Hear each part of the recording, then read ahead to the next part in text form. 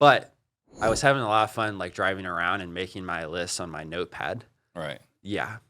Didn't So get around to the direct mail too quickly. okay, But so that you're ended up being a problem. right. So you're driving around looking for properties, driving for dollars, which is what a lot of people talk about when you're Mm-hmm. first starting and you don't have access to a lot of capital. Mm-hmm. Go drive for dollars, Yep. and so you did. Yeah. So how was driving for dollars? It was really good. It was a different time back then. I had a lot of fun finding rundown properties, but I wasn't sending out any mail because it was more fun to send out to drive around. And then when I got home from driving around, when the sun went down, I was like ready for dinner. Mm-hmm. And then I would maybe like watch TV. And so I just got in the habit of driving, which was good, but I wasn't having any like contact with these homeowners. So you're So doing the I was just activity. thinking about it and looking, but I wasn't doing any So communication. you did the research. Yeah. You did the first part. Got the addresses, and you stopped there. I didn't. Yes, exactly. That's accurate. Okay. Why? Well, I was going to get around to it. At the time, you couldn't send mail Mm-hmm. unless you had a minimum order of like 200 properties. So I Mhm. think I was waiting to get to 200 properties. Okay, so the plan then was to get the list and then mail the list. Correct. How'd that go? Well, I was having a lot of fun until I drove by this house that I knew I had on my list, and there was a construction crew out there. Mm-hmm. And I was like, "Oh, that's really interesting. This thing's been run down, and I've written it down." And so I looked it up after I got home, and somebody had just bought it, and I felt like it was for a price that would have made a lot of sense for Yeah. me. And I was like, "No," I had this like sinking feeling in my stomach. Mm-hmm. And that motivated me to I was like, I'm not going to wait till I get 200 properties. I'm just going to start putting together mail right now. Got it. And I had taken photos of all the properties and very quickly realized that my photos weren't in perfect order as the addresses I wrote down. So I was like trying to match the house up with the actual address. And I was going to try to put the photo on the piece of mail so that it would be like something that would stand out. Because at the time I knew about yellow letters, but I was like, let's get something that stands out. I want to have the actual photo on there. You're taking a picture. Yeah. On an iPhone?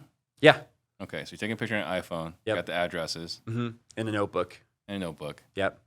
And then you're mailing them, but you said you didn't know which one was which. So how did that go? Oh my gosh, it took so long to figure it out. I was pulling my hair out. Mm-hmm. And then that's when I realized, I was like, there's got to be a better way. And that whole next weekend, I actually just kind of whipped together a little map for my phone because I had a software development background because remember I made that other tool. Mm-hmm.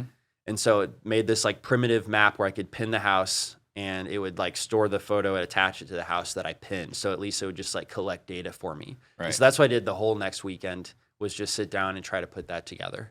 Got it. You're using, was it like the skiff? Was it the data, right? The geo data from the photos? Well, yeah. So I would take the photo and then I would click the house. So it would attach the photo to whatever house I clicked. So it would, Got it. yeah. And then the Google Maps package would just tell me what address that was. It's called like a reverse geocode. Okay, so you got that going. Yeah. And now you're sending mail? Well, not yet. But eventually, you found a lot of reasons like that to do things. I found this company that would. Well, first of all, I had to figure out who owns the house, right? So I actually had hired a VA. That they would come in behind me in that data set that I built. They would have like back end access to this little widget that I made, and then they would actually look up the address. I don't know if you remember the service called Amazon Mechanical Turk, but it was basically it was kind of like machine learning before early. But it was humans that were completing tasks and filling out surveys that you submitted. Oh, right, yeah. Yeah.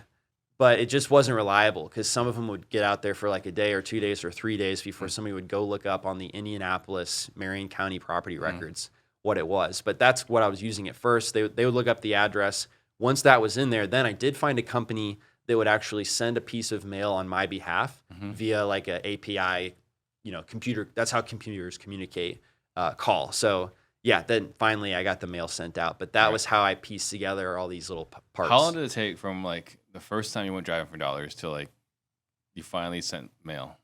It was probably 3 months, Steve. 3 months. So, this is a massive success story. But before that, there's a lot of people that struggle in that there's all these things they have to do. I have to wait for this to get right. I have to wait for this to get right. right? So we kind of like sabotage or hinder ourselves in some way. Mm-hmm. If you enjoyed what you just watched, make sure you hit that subscribe button so you never miss another video.